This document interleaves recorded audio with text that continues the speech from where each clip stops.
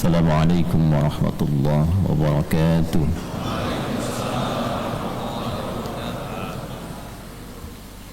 Alhamdulillahi rabbil alamin.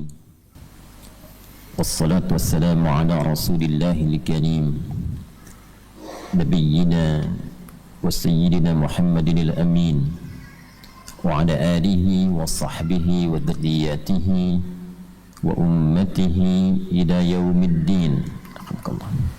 Amma ba'd, faya ibadallah, usi nafsi wa iyyakum bitaqwallahi fafazal muttaqun, fala tamutunna illa wa antum muslimun. Faqala ta'ala, ya ayyuhalladzina amanu ittaqullaha haqqa tuqatih wa la tamutunna illa wa antum muslimun. Hadirin rahimani wa rahimakumullah. Alhamdulillah, kita awali majlis ilmu kita di subuh ini, Ahad 26 Syawal 1445 Hijrah, dengan bersyukur pada Allah Subhanahu wa taala kita masih diberikan kesempatan oleh Allah Subhanahu wa taala untuk berkehidupan di antara sekian orang hidup. Kita mendapatkan kenikmatan berislam. Di antara sekian orang berislam, kita diberikan kenikmatan untuk beriman. Dan di antara panggilan iman itu, dari sekian ragam ibadah kita kepada Allah, adalah panggilan untuk bisa memperdalam pengetahuan kita, memperbanyak dan merapatkan majlis untuk meningkatkan iman kepada Allah, sekaligus juga mengangkat derajat kita di hadapan Allah dengan tambahan pengetahuan-pengetahuan yang benar.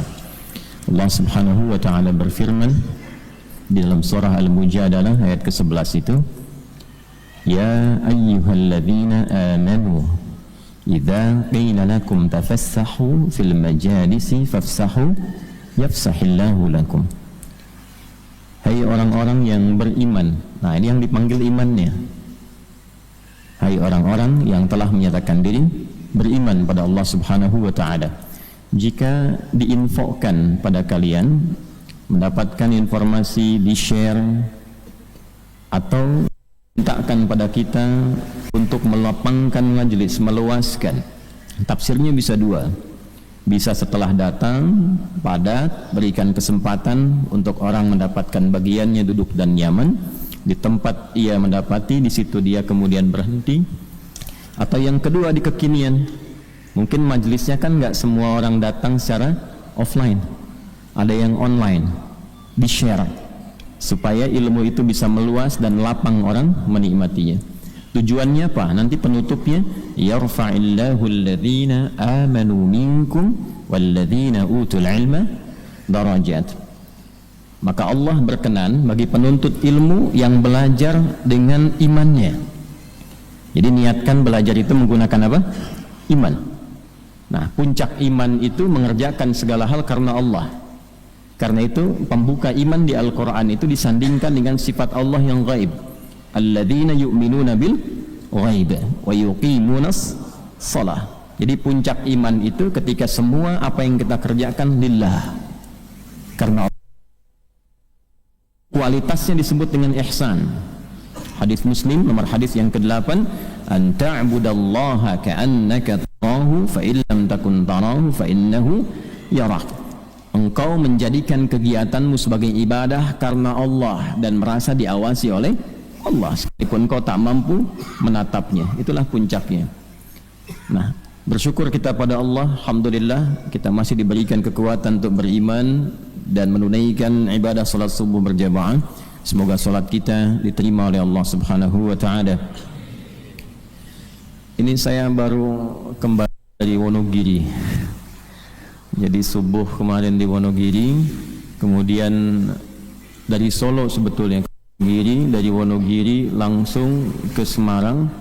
Dari Semarang mau ada pertemuan, tapi karena mengejar jadwal ke sini tidak terkejar, langsung berangkat pakai darat.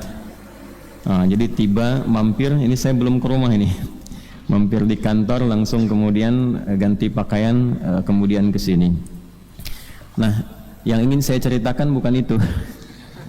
Yang ingin saya ceritakan, di sela perjalanan itu ya kita mendapati informasi yang sebetulnya saya sudah tahu juga. Ya Ustadz, ini ada ramai-ramai tentang musik nih.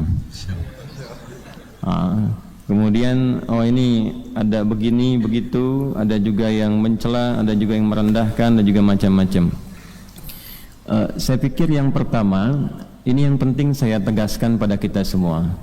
Kita itu mengaji bukan untuk keramaian. Sekali lagi, kita mengaji bukan untuk apa? Keramaian. Kita mengaji untuk mendekatkan diri pada Allah Subhanahu wa taala. Standarnya cuma dua di ayat yang tadi kita buka. Satu, meningkatkan iman.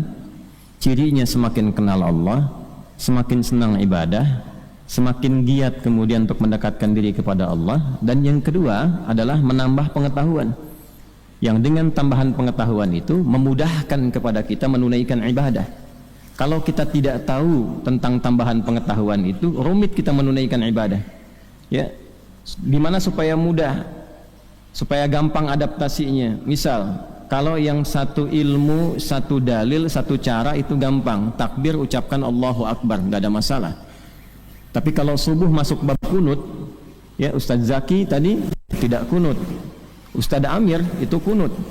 Kalau kita tahu ilmu, ya baik yang kunut ada dalilnya, yang tidak kunut ada dalilnya, adaptasinya mudah.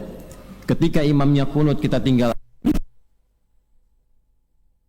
ikuti. Dan kalau imamnya salam tidak usah sujud sahwi, karena tahu ilmunya. Jadi dua saja, meningkatkan iman kepada Allah.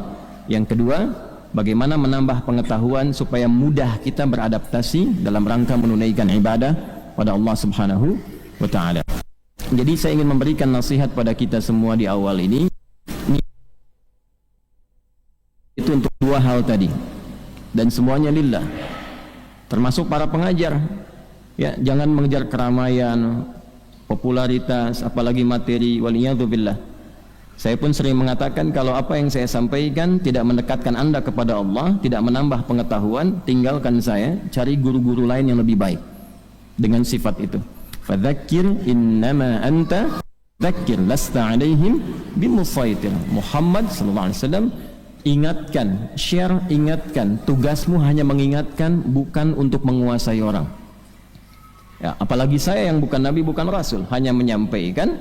Silahkan setelah disampaikan teman-teman kemudian menangkap. Kalau nyaman dengan itu amalkan, tidak nyaman tinggalkan. Dan jangan pernah ada kesan untuk menguasai jamaah, jangan pernah ada kesan untuk mencari dunia dan sebagainya. Wala tamnu tastakthir.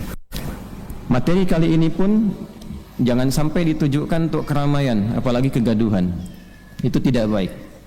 Ya, biasanya kalau sudah gaduh, apapun yang disampaikan itu tidak akan bisa meresap ke dalam hati. Ujungnya nanti tidak akan terima dan saling berbantah, dan itu yang sangat dihindari. Ya, yang paling berbahaya nanti saling menuduh. Kalau bukan fitnah, ya ghibah nantinya, dua-duanya tidak baik. Karena itu materi sekarang pun diniatkan memperdalam pengetahuan, sehingga bertambah pengetahuan itu, dan dengan tambahan pengetahuan itu kita bawa untuk mendekati Allah Subhanahu wa taala. Jadi jangan diartikan dalam konteks membantah supaya nanti video tidak dipotong, ini klarifikasi ini itu, tidak. Kita hari ini ngaji, ya nggak ada urusan dengan yang lain-lain. Dan tidak usah marah, saya pun tidak marah. Saya tidak marah, ya tidak usah marah. Dicela itu biasa, tidak apa-apa. Nanti kan semua bertanggung jawab di hadapan Allah. Saat pulang kepada Allah dihisab, saat dihisab ditampakkan semua, dibuka hatinya, dilihat perbuatannya. Kan semua kembali, itu aja. Jadi tidak usah terlalu capek dengan itu semua. Nikmati apa yang ada saja. Ya. Bismillahirrahmanirrahim. Baik, saya bagi kepada 3 bagian. Satu, ini ada kronologis supaya diketahui dengan baik. Yang kedua, kita ada beberapa yang kita urai tentang pengertian musik, pengertian syair, surat Asy-Syu'ara, dengan pemusik dan sebagainya, nanti kita urai. Nah, kemudian yang ketiga, kalau waktunya masih ada, kajian perdana ya Ustadz ya. Oh, jadi jam 2. Ya. Yang ketiga tentang hukum, hukumnya bagaimana dalam Al-Quran dan Sunnah. Ya, jadi kalau Allah, kalau Rasulnya seperti apa, dan jangan lupa memahami kalau Allah, kalau Rasul itu seperti apa, dan bagaimana cara memahaminya. Ya, itu 3 bagian yang kita coba akan hadirkan. Bagian pertama itu kan ada cuplikan yang viral ya, kurang lebih 2 menit lah ya. Kemudian diambil sedikit. Nah, materi yang diambil itu ada di pengkajian Ramadan yang dilangsungkan di Universitas Muhammadiyah Jakarta, berlangsung dari 8 sampai 10 Ramadan. Itu di kisaran 18 sampai 20 Maret 2024. Jadi isi materi sesi 4. Bukan hanya saya, ada juga saudari Ustazah Oki Siana Dewi itu ya, karena itu talk show sifatnya. Dan ini yang penting, jamaah yang datang itu bukan kalangan awam, bukan yang tidak tahu ilmu, tapi utusan dari setiap provinsi se-Indonesia. Di situ ada majelis tarjih yang bagian konstruksi hukum fikih, ada beberapa profesor, ada mubalik, ada macam-macam dan sebagainya. Karena sifatnya pengkajian, bukan pengajian. Beda, kalau pengajian ngaji, kita belajar ya dan seterusnya. Kalau pengkajian itu analisis, menganalisis, meneliti dan melahirkan satu kesimpulan. Baik, secara singkat dan padat saja karena kita bagi dengan cepat. Yang diambil di cuplik itu diantaranya ada satu pertanyaan tentang hukum musik. Sebetulnya ada satu pernyataan, ada satu pertanyaan. Pernyataannya dari moderator yang menyamakan Quran dengan musik, dan saya bantah tegas itu dengan dalil dan seterusnya. Yang kedua, yang ini yang penting, pertanyaan tentang musik, tentang hukum musik ya. Nanti teman-teman bisa lihat tuh, klik aja di YouTube tuh gampang, pengkajian Ramadan UMJ ya, nanti keluar tuh, itu ada kurang lebih 2 jam di situ. Kemudian saya jawab dengan menyampaikan 2 hal. Pertama, ini standar kami, saya menyampaikan sikap sebelum menyampaikan hukum. Sikap saya terhadap musik, karena saya ini senang Quran, cinta Quran, dan berharap menjadi bagian dari ahli Quran, maka posisi saya menjauhi musik karena saya tidak suka musik. Gelombang musik itu nggak sama dengan gelombang Quran. Itu poin saya. Itu sikap yang pertama saya sampaikan. Adapun terkait hukum, mesti jujur. Disampaikanlah bagaimana pandangan ulama tentang hukum itu. Walaupun kita punya sikap berbeda, hukum harus disampaikan. Antum mau kunut, boleh, tapi antum sampaikan dalil yang tidak kunut, supaya nanti saat ada orang tidak kunut, antum mengerti. Anda tidak kunut, boleh, tapi ketika Anda tidak kunut pun harus disampaikan dalil yang kunut bagaimana, supaya tidak mencela ketika orang menunaikan kunut. Maka saya sampaikan kemudian pendapat-pendapat ulama terkait dengan hukum musik itu pada 3 aspek utama. Ada yang mengharamkan mutlak, ada yang menghalalkan mutlak, ada yang menghalalkan dengan catatan. Saya uraikan secara singkat karena waktunya terbatas. Yang mengharamkan ini dalilnya, ini turunannya. Yang membolehkan seperti ini, yang mutlak itu langsung saya tolak, ini abaikan saja. Yang membolehkan dengan catatan begini, begini, begini. Kemudian didialogkan. Ya, yang satu saya turunkan ini yang surat Luqman ayat 6. Kemudian sampailah pada titik surat Asy-Syu'ara. Saya sampaikan makna Asy-Syu'ara jamak dari kata syair, ya syair itu artinya begini dan sebagainya. Nah, yang dicuplik itu yang itunya aja tuh. Ya. Syair pemusik, lalu disimpulkan dan dibuat sebuah framing. Ada surat musik di Quran, Ustadz ini menghalalkan musik. Nah, itulah yang terjadi. Nah, dan itu nanti bertanggung jawab di hadapan Allah Subhanahu wa ta'ala. Kapan saya mengatakan saya menghalalkan musik? Dan sejak kapan saya mengatakan saya mengharamkan musik? Sikap saya jelas, saya menjauhi musik, saya tidak suka musik. Hanya pendapat ulama seperti ini. Jelas sampai sini? Nah, jadi kalau ada yang motong-motong, ada yang mencela dan sebagainya, itu semua bertanggung jawab di hadapan Allah. Dan tidak usah terlalu capek, jangan saling membantah, lelah nanti seperti itu. Habis waktunya, lupa anak belum mandi, ya, lupa kemudian kita harus menata yang lain-lain. Jelas sampai sini? Nah, silakan tanyakan sama murid-murid saya yang ikut pengajian, yang khusus, ya, mereka tahu betul tentang bagaimana keadaan kami saat mengajar dan seterusnya. Nah, sekarang mari kita bahas inti persoalannya. Apa itu musik? Apa itu syair? Karena konon ada berita Ustadz Adi tidak bisa bedakan antara musik dan syair. Konon. Ya. Nah, sekarang kita bedah dulu apa itu musik, apa itu syair, apa itu asy-syu'ara, kan? Bagaimana pandangan ulama di dalamnya dan seterusnya. Alhamdulillah khusus hari ini saya bawa cuma 2 kitab saja. Ya. Ada banyak kitab terkait itu, tapi nanti repot dan keadaannya tidak kondusif. Baik, kita mulai. Pertama, saya akan izin berdiri untuk menguraikan supaya lebih mudah kita bisa pahami dengan baik. Bismillah. Alhamdulillah.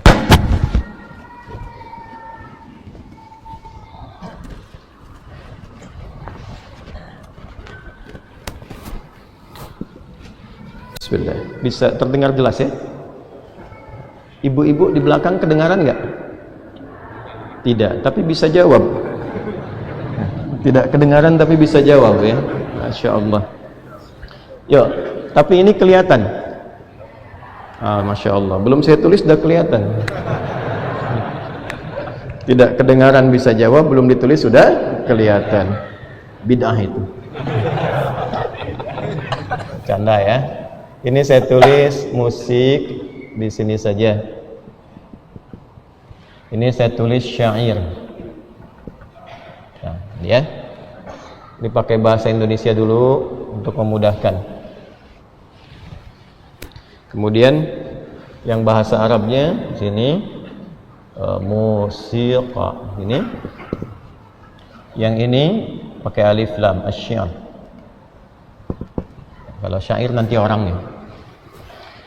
Coba lihat pelan-pelan sini ya, supaya bisa mudah dipahami. Nanti saya turunkan referensinya, teman-teman bisa akses ya.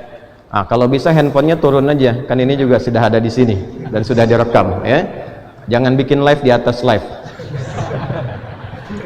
Ya, supaya fokus nanti. Lihat sini. Kata musik pertama itu bukan bahasa Arab. Saya ulangi, kata musik bukan bahasa Arab. Jelas? Kata musik itu dari bahasa Yunani asalnya. Yunani. Ya. Dari kata musika, musika. Ya. Kata musika ini dalam mitos Yunani diambil dari kata muse. Artinya dewi seni. Dewi seni. Jadi Zeus itu punya dikisahkan dalam mitologi. Mitologi itu mitos. Ya. Bukan yang di online, Zeus online bukan ya. Zeus dalam mitologi Yunani itu punya 9 putri. 9 putri itu disebut dengan Muses namanya, jamak dari kata muse, Muses. Ya. Perhatikan baik-baik. Nah, 9 putri ini terkait dengan seni dan musik, karena itu disebut dengan muse. Misal ada yang namanya Cleo, kan? Itu dewi musik terkait dengan puisi. Nanti ada yang terkait dengan nyanyian, terkait dengan tarian dan sebagainya. Itu 9 ya. Kalau teman-teman mau akses silahkan nanti cari referensinya tentang ini. Mungkin karena sekarang ini manusianya adalah manusia yang mengandalkan pada Google. Ya, googling saja. Ya, googling saja nanti arti musik misalnya, nanti keluar tuh. Bahkan kalau Anda misalnya buka Wikipedia pun ada musik itu keluar tentang pernyataan ini. Singkatnya adalah musik ini bukan dari bahasa Arab. Karena itu di era Nabi Sallallahu Alaihi Wasallam, bahkan sebelum era Nabi, di masa jahiliyah sebelum Nabi lahir, kata ini tidak dikenal. Sekali lagi, kata ini tidak dikenal karena ini bukan bahasa Arab asli. Kita tuh kenal kata musik baru kekinian aja di abad-abad ketika Yunani itu banyak diterjemahkan, baik filsafatnya dan seterusnya, terutama nanti ketika berdiri perpustakaan besar Baitul Hikam. Ya, Abu Ja'far Al-Mansur nanti ya diantaranya itu membuat satu gerakan banyak penerjemahan, maka dihimpun karya-karya Yunani. Dari situ kemudian muncul istilah-istilah datang dan mu'arabah atau musta'arabah, diarabkan, viral di Arab. Jadi ke era Nabi, ke era sebelum Nabi ini nggak dikenal. Baru kekinian kemudian didapatkan di abad-abad jauh setelah itu baru muncul kata ini. Jelas di sini? Nah, sekarang padanannya apa dalam bahasa Arab? Kalau ini tidak ada. Padanannya apa? Bagaimana tahu hukum musik kalau katanya aja nggak ada? Silahkan cari kata musik dengan kata musik kok begini di Al-Quran. Satu kata aja, cari. Kalau Anda dapat, saya kasih hadiah haji setiap tahun. Karena tahu saya tidak akan ada. Silahkan cari sampai kiamat kurang 2 menit. Ya, kurang 2 menit lah, 2 hari kan udah banyak tuh. Ya. Tidak akan ditemukan karena memang tidak ada kata ini dalam bahasa Arab di era itu, tidak ada, tidak ditemukan. Cari dalam hadis, nggak akan ketemu. Tidak akan ditemukan. Lalu apa padanan yang terkait dengan makna ini? Sehingga nanti dibawa ke dalam konstruksi hukum. Hukum musik apa? Untuk menjawab itu kan mesti tahu apa yang dimaksud dengan musik, apa turunan definisinya, bagaimana kegiatannya, apa yang senafas dengan itu, kiasnya kemana, analoginya kemana, mana istilah yang serupa dengan ini, mesti dicari. Kalau tidak ada, nggak mungkin kita simpulkan hukum. Cara berpikirnya kan begitu, ya. Maka dicarilah kemudian oleh para ulama, ditemukanlah istilah yang senafas dengan ini, setidaknya punya 4 sampai 5 nama. Sejak zaman jahiliyah sebelum Nabi lahir sudah ada 5 nama ini, sampai kemudian di era Nabi mendapatkan komentar, pandangan baik langsung dari Nabi apapun terlebih dari Allah Subhanahu wa taala dengan turunnya ayat-ayat dan surah khusus. 4 sampai 5 nama ini saya sebutkan satu-satu. Yang pertama al-hida, atau kadang disebut huda, gini. Bisa pakai dhammah, bisa pakai kasrah. Nanti saya sebutkan sejarahnya, saya sebutkan kitabnya, saya sebutkan turunannya. 2 al-ghina. Ghina.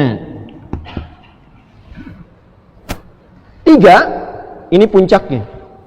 Asy-syi'r.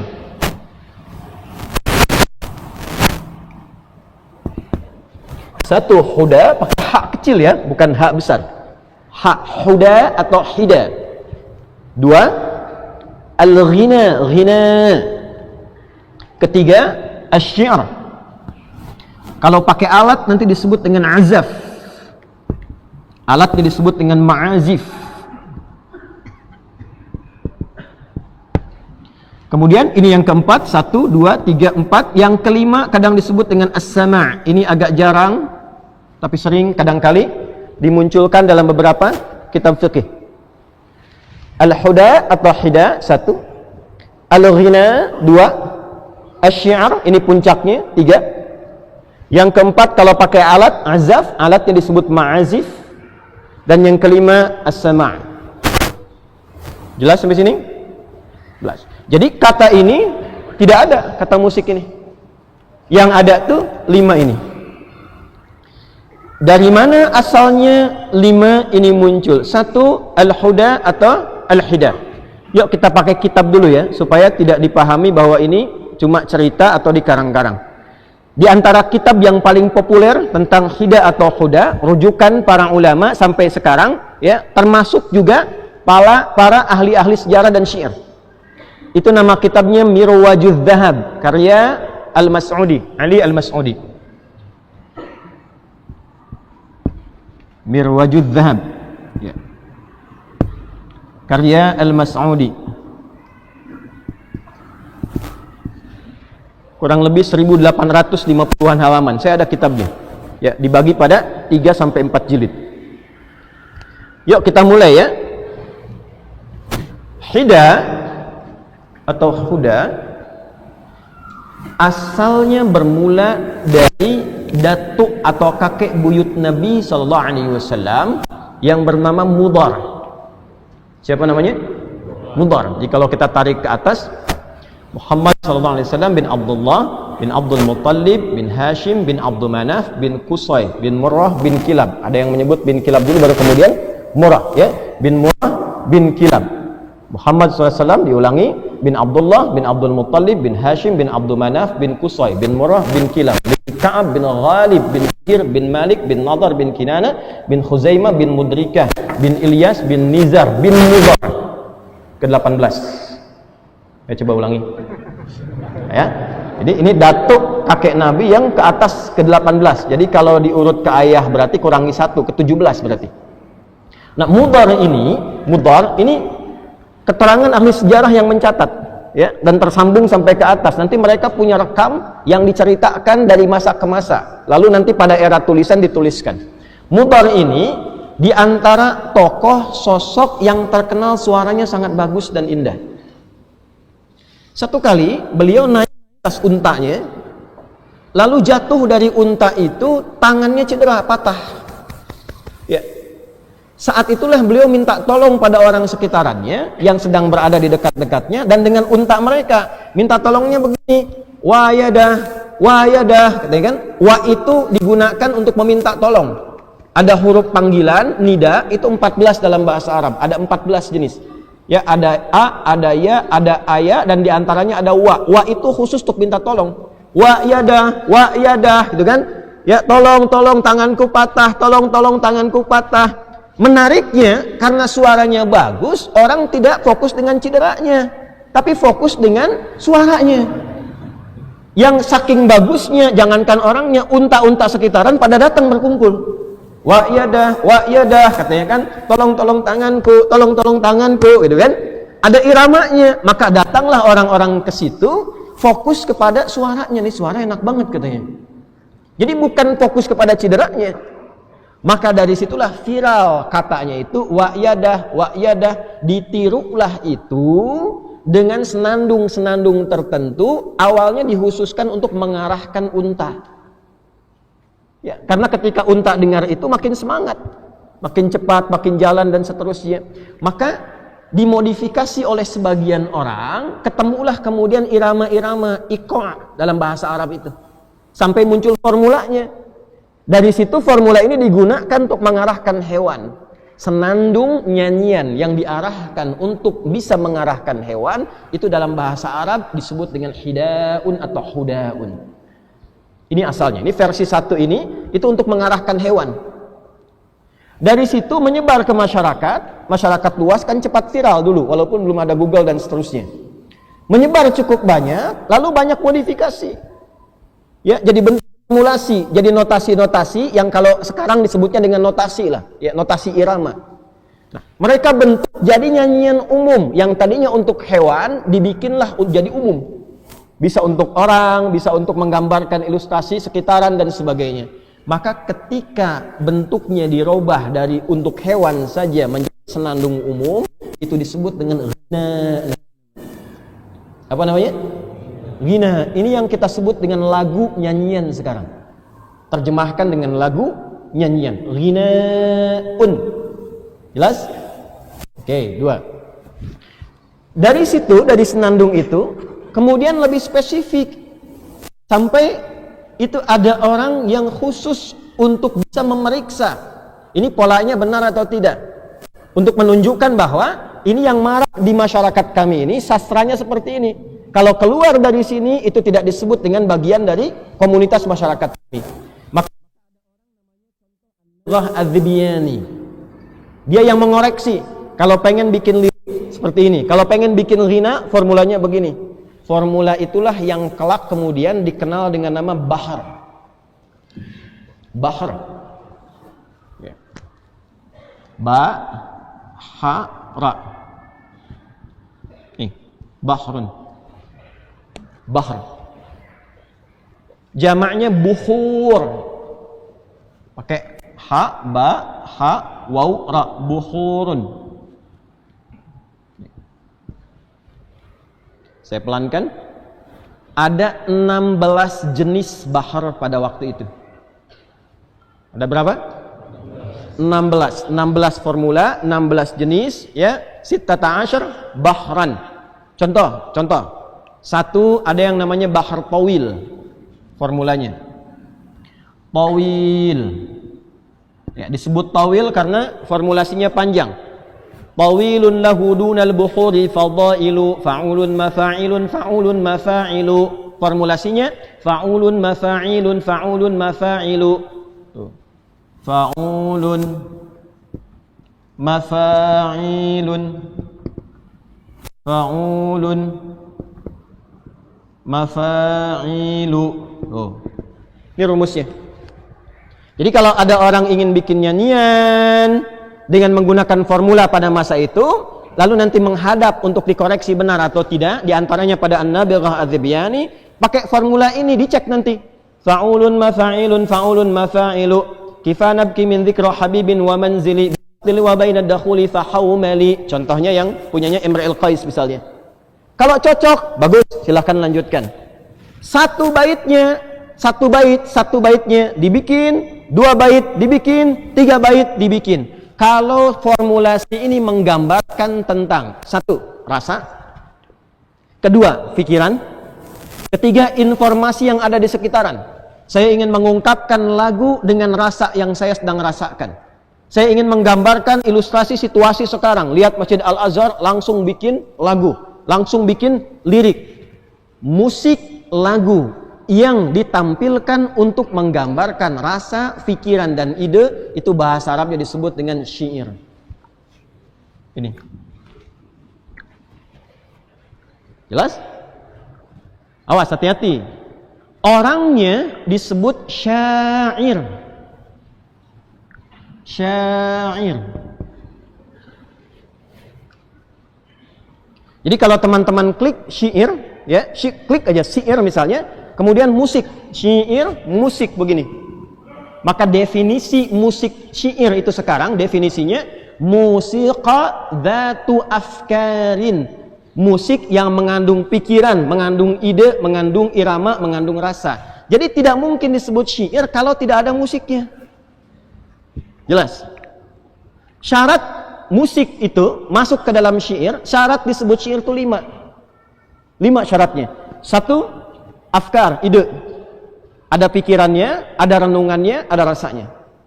Kedua, uslub, gaya bahasanya yang betul. Ini timbangannya.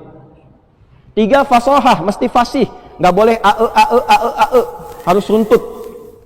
Kemudian yang selanjutnya khayal. 4, ada imajinasi. Sehingga ketika ada daya imajinasi, nggak langsung pada tujuan, itu lebih indah. Dan yang kelima, syarat yang kelimanya musik ini. Yang kalau dalam bahasa dulu disebut dengan iqa, namanya iqa, ada irama-irama nada. Jadi tidak mungkin disebut dengan syair kalau tidak mengetahui irama. Tidak mengetahui notasi yang dalam bahasa sekarang disebut dengan musik. Ya, jadi kalau teman-teman ini belajar sastra Arab, Al-Adabul Arabi, ilmu ini nanti dibahas di 2 cabang ilmu. 2 cabang ilmu ini, satu untuk membahas notasinya disebut dengan ilmu arud namanya. Arud. Tuh. Ini ilmu keempat tertinggi dalam bahasa Arab. 1 nahwu, kedua saraf, ketiga balaghah, ada 3 turunan, ma'ani, bayan, dan badi', dan yang keempat ilmu arud. Ilmu arud itu ilmu khusus untuk mengetahui dan membuat syair dengan notasi-notasi musiknya. Contoh, kita nggak pakai tawil, kita pakai rojaz. Yang tadi diambil dari wayadah, wayadah, wayadah, keluarlah rumus mustaf'ilun, mustaf'ilun, mustaf'ilun, mustaf'ilun, mustaf'ilun, mustaf'ilun. Keluar dari sini baru dibikin liriknya yang sesuai dengan irama ini. Sautus safiril bulbuli hayyaja qalbi thamili al-ma'u wa zahru ma'a zahri lahdul muqali fa anta ya sayyidali wa sayyidi fakam tayyumuni ghuzayyilun uqayqali qataftuhu min wajnatin min fi'li hadha ar-rajuli faqala la la la la faqad ghada muharwili wa wal walad wali wali ya wailani faqultu la tuwalwili fabayyinul lu'lu'ani qalat lahu hina kadha in hurwadhidul muqali kahatan kaqaila li tabtabi tabtabi tabtabi tabtabuli. Coba ulangi. Itu contoh. Ya. Bisa pakai madid, mufa'alatun mufa'alatun fa'ilatun mufa'alatun mufa'alatun fa'ilatun. Contohnya apa aplikasinya? Tala'al badru alaina min thaniyatil wada'. Nah, itu ada iramanya, ada alunannya, ada notasinya. Notasinya itu dari sini ilmunya arud. Jelas? Dari mana tahu itu? Karena ini jurusan kuliah saya. Itu saja. Kami ini spesialisasi, saya ini cinta Quran. Karena saya cinta Quran, saya ikuti jalur ulama. Nggak mungkin tahu dan bisa menafsirkan Quran kalau nggak kenal bahasa Arab. Imam Syafi'i ngajinya bahasa dulu. Imam-imam ulama itu ngaji bahasa dulu. Maka jurusan kami itu bahasa dan sastra Arab. S1 kuliah saya membahas ini semua. Dan saya menulis buku di bidang arud ini. Namanya Minhatul Jalil fi Ta'rifi Arudil Khalul. Saya punya buku. Dan dalam bahasa Arab, bukan bahasa Indonesia. Minhatul Jalil fi Ta'rifi Arudil Khalil. Ini poinnya. Jelas? Oke, teruskan.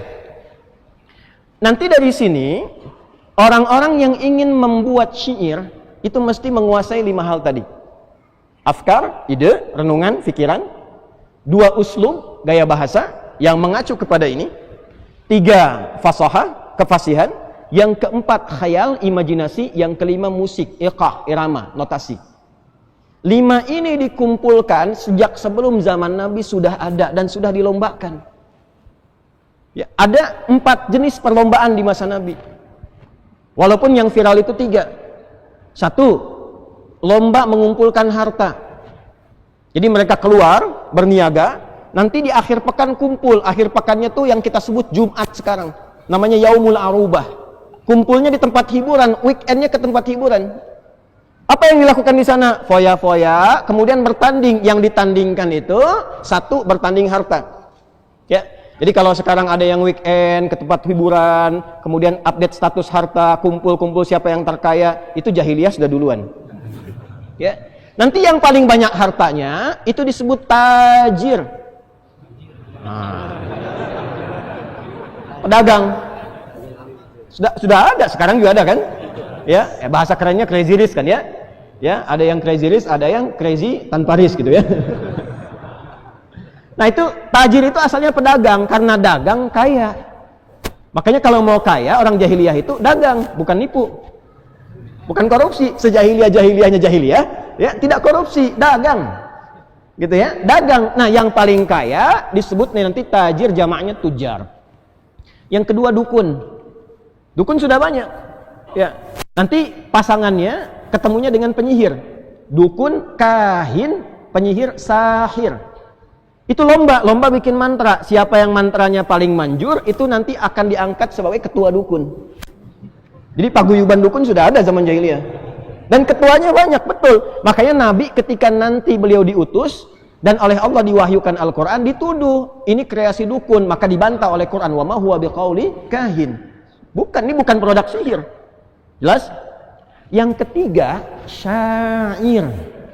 Syair. Ahli syair, ahli musik tingkat tinggi. Kenapa disebut tingkat tinggi? Karena yang ini buat hewan saja. Ini masih umum, yang ini istimewa. Enggak semua orang, enggak sembarangan bisa menguasai ini.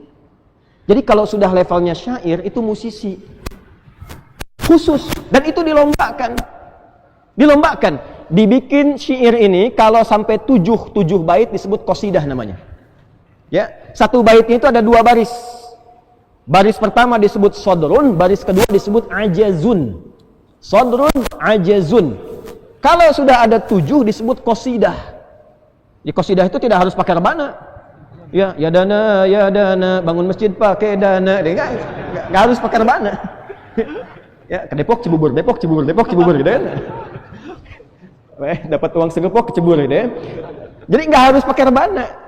Qasidah itu bila ada bait syair sampai ke 7 jumlahnya disebut qasidah. Kumpulan-kumpulan qasidah disebut dengan diwan namanya. Jadi dari mulai syair pakai bahasa Arab aja biar nggak salah paham. Nanti dari sini muncul qasidah kalau 7. Dari qasidah muncul diwan kalau dikumpulkan. Jelas? Ini dilombakannya di mana? Di pusat hiburan namanya aswaq, suq uqad, suq dumatul jandal. Dan nanti yang paling bergengsi, paling elit perlombaannya di atas Jabal Qubais, di dekat Ka'bah, yang sekarang ada istana raja itu, Jabal Qubais. Ya, ada gunung Abi Qubais, itu ada istana sekarang. Itu adalah tempat prestisius yang menentukan siapa berkuasa. Makanya kalau teman-teman lihat ada istana di atasnya, ini menunjukkan ini yang sedang berkuasa itu pemerintahan ini. Nah dulu yang punya kuasa itu 3 golongan itu. Yang paling kaya, kemudian ada dukun dan tukang sihir, ya, satu lagi ada musisi, penyair di sini. Syair. Dilombakan, yang keempat nanti yang kedudukan, ya, dan seterusnya. Dilombakan, perlombaan ini akan menyeleksi 7 terbaik. 7 terbaik. 7 terbaik ini kalau sudah didapatkan, itu nanti karya mereka 7-7-nya akan ditempel di dinding Ka'bah, dituliskan. Itulah asal mula sejarah nanti kain kiswah yang diganti dengan Al-Quran saat Islam hadir di tanah Hijaz. Asalnya itu bukan ayat Quran, asalnya bukan Asmaul Husna, asalnya itu tulisannya syair semua. Lirik-lirik, lagu-lagu dan sebagainya. 7 disebut mu'allaqatus sabah. Nanti dipilih pemimpinnya, siapa yang paling hebat, disebut dengan ini syair, orangnya syair, jamak dari kata syair, karena jamak itu lebih dari 2. Ya, kalau 2 disebut mutsanna, ada yang mengatakan lebih dari 1. 1 mufrad single, 2 mutsanna, kan? Yang ketiganya jamak. Karena ini dipilih 7, maka dijamakkan syair menjadi syu'ara. Jamak dari kata syair, syu'ara. Paham? Masuk sampai sini? Masuk. Ini maaf kalau saya terasa lebih kencang, karena suara yang di sini dengan ini agak berbeda. Ya, maksud saya supaya kedengaran ke belakang. Kalau yang teman-teman online terdengar, itu supaya terdengar yang offline ke belakang. Ya. Jadi bukan karena semangat membara, bukan. Ya. Jamak syair itu syu'ara. Adalah 7 kemudian dikumpulkan. Ditempelkan di dinding Ka'bah, ditulis dengan tinta emas. Main-main, ditulisnya pakai tinta emas. Ditempelkan di dinding Ka'bah, ditempelkan 7 terbaik, namanya Al-Mu'allaqat As-Sab'. Kalau belajar sastra Arab pasti paham nih. Al-Mu'allaqat As-Sab'.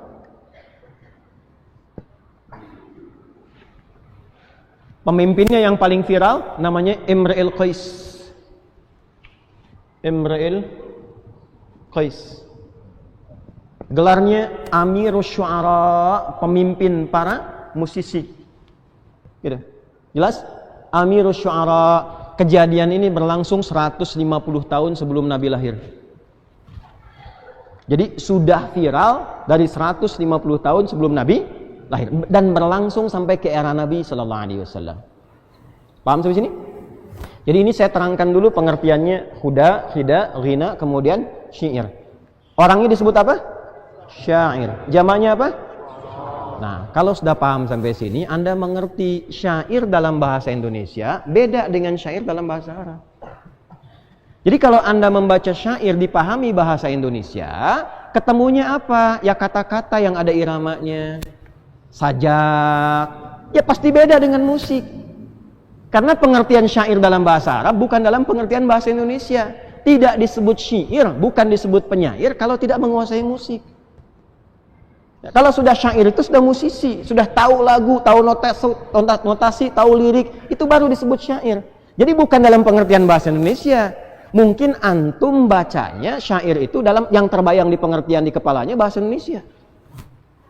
Ya, jadi disitulah disimpulkan beda syair dengan musik. Ya kalau bahasa Indonesia emang beda, pasti beda.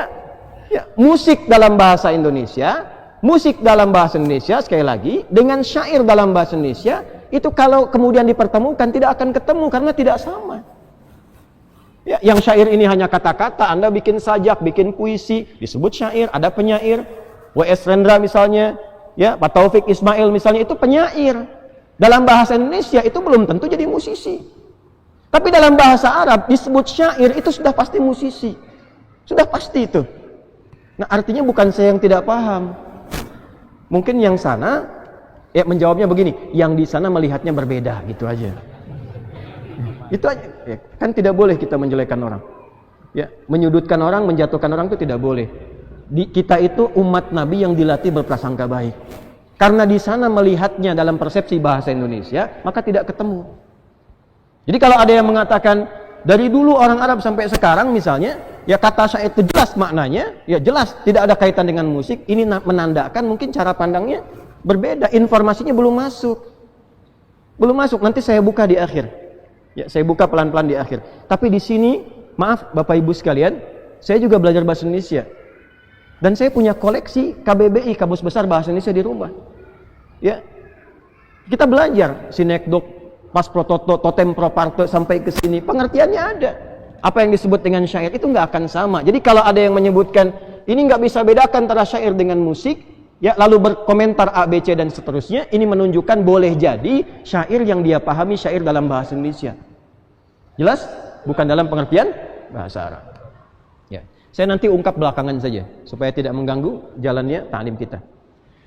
Kalau ini sudah pakai alat, liriknya, notasinya, iramanya diiringi dengan alat, itu berubah menjadi azaf namanya.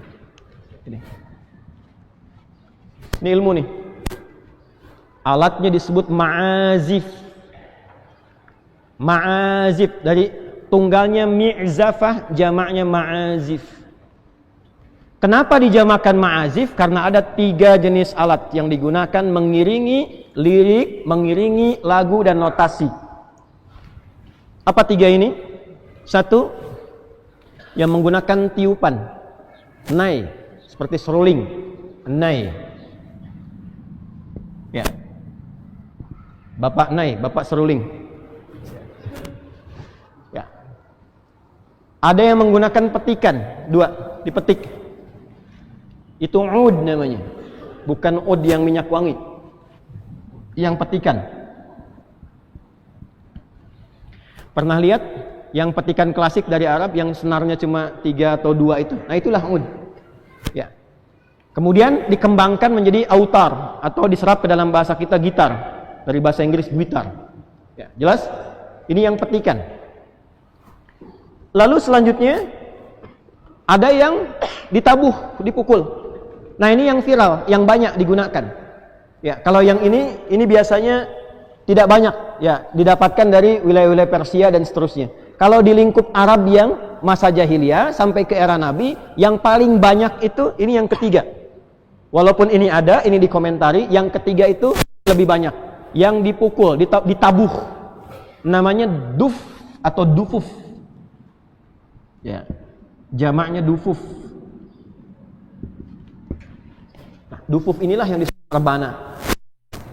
Dufuf ini yang disebut rebana. Jadi rebana itu bukan qasidah. Kalau qasidah itu lagunya, liriknya, iramanya, notasinya itu qasidah. Gabungan dari 7 bait, ya, 7 bait syair. Kalau alatnya disebut dengan dufuf.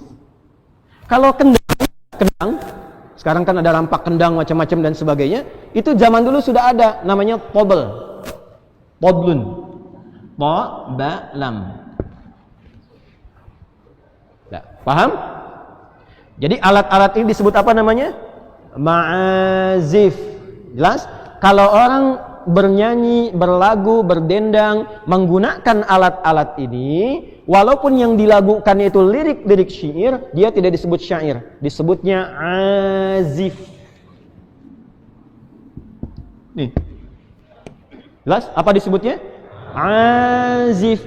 Kalau diperdengarkan, orang mendengar konser lah kalau istilah sekarang, dikonserkan, diperdengarkan, diundang, kemudian dibayar dan sebagainya, maka ketika diperdengarkan itu disebut dengan sama namanya.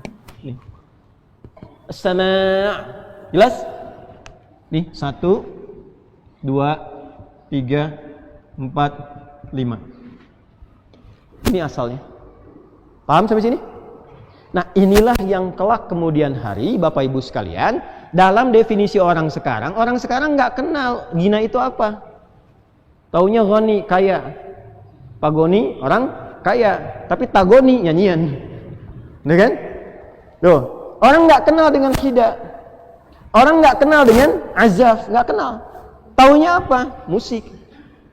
Nah, kadang-kadang bahasa Arab diserap ke dalam bahasa Indonesia, itu tidak harus selalu sama maknanya. Ya, bisa jadi bisa berubah, bisa berbeda. Ya, misal kita ambil beberapa banyak bahasa yang ditarik ke dalam bahasa Indonesia. Bahkan ke bahasa daerah. Bahkan ke dalam bahasa daerah. Majlis apa namanya? Hah? Majlis itu forum. Ya. Coba majlis umum MPR diartikan sidang tuh. Sidang majlis. Majlis itu asalnya tempat duduk, gitu. Dari kata jalasa, tempatnya majlis, tempat untuk duduk. Ya, tidak harus tempat untuk bersidang. Majlis Jumat yang mulia, gitu kan? Ya, majlis itu dalam bahasa Indonesia tidak sama dengan bahasa Arab. Kalau majlis Jumat, forum Jumatan, padahal asal kata majlis itu tempat duduk. Syair ini itu produk musik dengan 5 syarat tadi. Ketika ditarik ke dalam bahasa Indonesia, maknanya berubah untuk membedakan dengan istilah yang sudah ada di tempat itu supaya tidak sama. Maka berubahlah syair menjadi istilah-istilah yang berbeda dari asalnya dalam bahasa Arab. Paham sampai sini?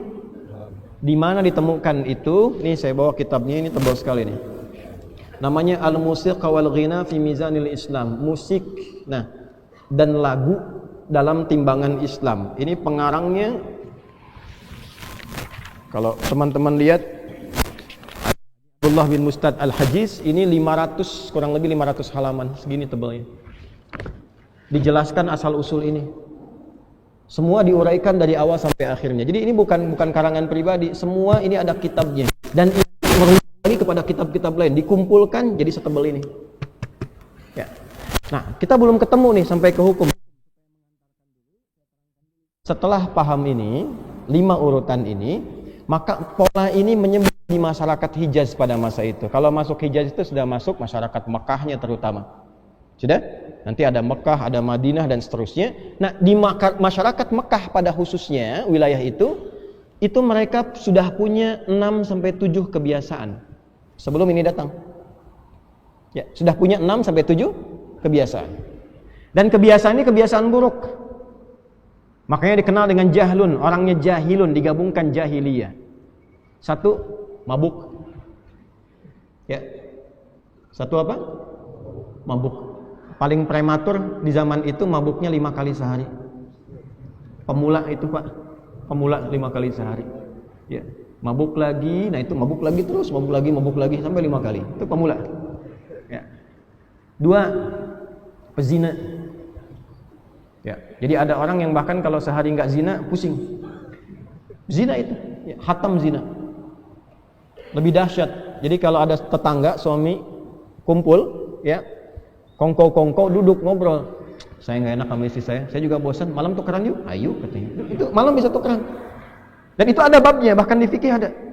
Itu yang nanti dikecam, itu yang turun ayat-ayat tentang larangan zina. 2. Yang ketiga, nah ini problem. Suka nuduh, suka menjatuhkan, suka menyerang. Haja namanya. Haja. Nah, ini sumber peperangan nanti. Yang keempat, melahirkan keberanian untuk berperang.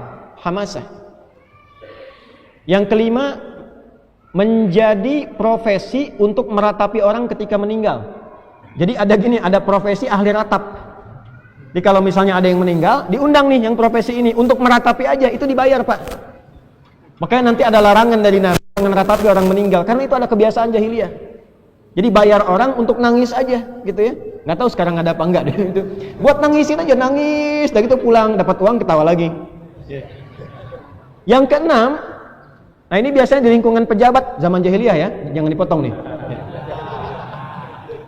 Itu dibayar untuk muji-muji. Ya, untuk muji aja, muji ya, ABS asal bapak senang gitu. Jadi ketika muji dapat uang, itu madah namanya. Madah. Nah, saya turunkan ke 6 ini, saya tuliskan. Bismillah. Ini saya hapus bagian sini ya. Ini materi penting sekali nih, saking pentingnya susah dihapus nih. Sini aja ke bawah. Tolong kamera yang ini difokuskan supaya kelihatan ke atas. 1, yang mabuk-mabuk namanya khamar, buat mabuknya. 2, untuk yang zina, selingkuh, menggoda dan sebagainya disebut ghazal. Yang 3, untuk menuduh, menyudutkan, ya, dan semacamnya itu disebut haja. Kemudian yang selanjutnya, untuk dibawa ke suasana semangat berperang dan seterusnya disebut hamasah. Yang selanjutnya untuk meratap-ratap disebut ratha atau ritha. Bisa dengan 2 harakat, rathaun atau rithaun. Yang terakhir disebut dengan madah. Muji-muji. Belum ada nuansa agamanya, belum ada nuansa edukasinya, belum ada. Itu semua di sini semua. Nah, ketika syair itu masuk, lagunya masuk, sudah ada notasi, viral di masyarakat itu, menyatulah dengan 6 karakter ini. Maka digunakanlah syair itu untuk melengkapi kegiatan-kegiatan ini. Dari mulai lagu yang tidak pakai alat musik, sampai dengan lagu menggunakan alat musik. Jadi supaya lebih masuk dan jadi kalangan elit, kapan disebut elit orang jahiliyah? Kalau mabuk, kalau mabuknya ada lagunya. Mabuknya ada syairnya. Kadang disertai alat musik. Nah, syair-syair yang dilekatkan pada aktivitas mabuk disebut khamriyat namanya. Apa namanya? Khamriyat. Misal saya bacakan yang paling viral. Kalau Anda belajar nanti di jurusan sastra Arab, nanti pas masuk bab syair, pendalaman syair, itu ada syair yang sangat populer tentang khamr ini. Syairnya Farazdak. Hayyam bina ila khamrin muskirina, fawailul lil musallina wa laysa lil muskirina. Gitu kan? Mari kita mabuk-mabuk karena yang celaka itu orang yang sholat, karena Tuhannya berfirman celaka untuk orang sholat, wailulil musallin, bukan celaka untuk orang mabok. Itu saking jeleknya tuh. Ada. Itu khamiyat. Ya, mereka mabuk itu pakai lagu, ada yang diiringi dengan alat musik ma'azif. Dua, ini yang kedua itu untuk merayu perempuan, untuk selingkuh, untuk zina, itu pakai ghazal. Jadi kalau cuma merayu biasa itu nggak keren. Kapan menjadi keren? Ketika bikin lagu, bikin syair dan seterusnya. Begitu dibikinkan, itu langsung perempuan tertarik, bisa zina seketika. Itu ghazaliyat namanya. Ini bukan, jauh sekali. Ya, hati-hati, jangan salah berpikir. Ya, ini ghazaliyat. 3 haja itu sengaja untuk nyerang. Ya, untuk persiapan, merendahkan, menyudutkan, menghantam. Itu jadi istimewa dan terasa hancur martabat kalau diserangnya pakai syair. Ya, itu bisa menembus dalam komentar Nabi nanti, menyerang menggunakan haja ini itu bisa menembus lebih cepat dibandingkan anak panah yang melesat. Itu komentar Nabi dan itu ditemukan dalam kitab-kitab tafsir. Ya, nanti saya berikan referensinya. Kemudian ini hamasah. Hamasah ini biasa disertai dengan genderang. Ya, dengan satu yang dipukul, ditabuh itu, ya. Itu biasanya persiapan kalau mau perang. Teman-teman pernah lihat nggak kalau film kolosal itu ada yang ditabuh itu, genderang besar, bung bung bung bung bung. Di Arab itu bukan cuman dulu dengan genderangnya, tapi ada lagunya, ada liriknya, ada syairnya, ada qasidahnya. Ya. Dan nanti kedepannya menjadi mars.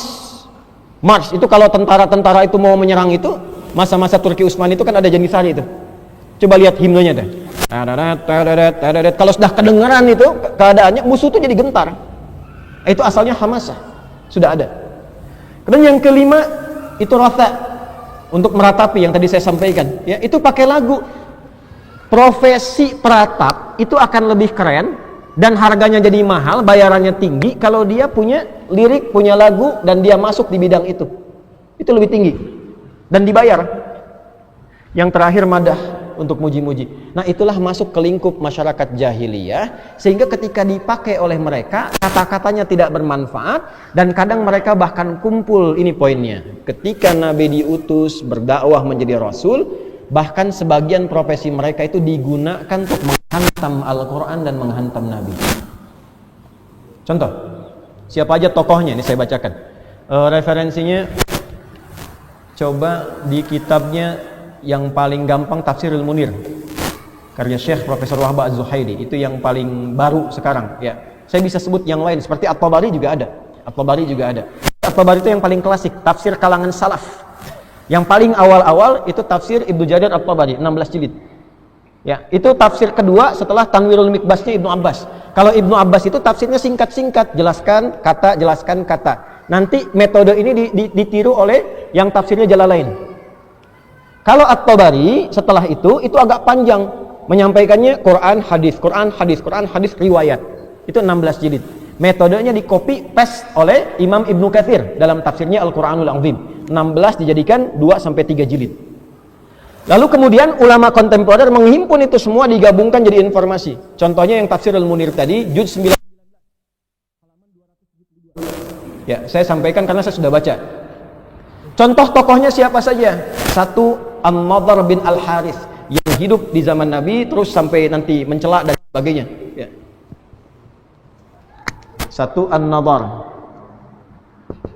bin Al-Harith. Dua, Hubairah bin Abi Wahab. Tiga, ibu mungkin belum banyak tahu ini, Bu. Tahu nggak? Belum kan? Belum saya tulis kan? Ya. Al-Awra. Bu tahu nggak Awra itu siapa? Awra tahu siapa? Kalau Abu Lahab tahu siapa? Ya? Istrinya Abu Lahab itu namanya Awra. Dan istrinya Abu Lahab ini adalah seorang penyair. Penyairnya bukan bahasa Indonesia, penyair bahasa Arab. Artinya musisi juga, tahu musik, tahu lagu dan sebagainya. Ini mereka itu kadang kumpul-kumpul hanya untuk merencanakan bagaimana menyerang Al-Quran dan Nabi SAW. Kumpul. kumpul-kumpul, ngobrol-ngobrol, bikin lirik, ya, disatukan jadi lagu.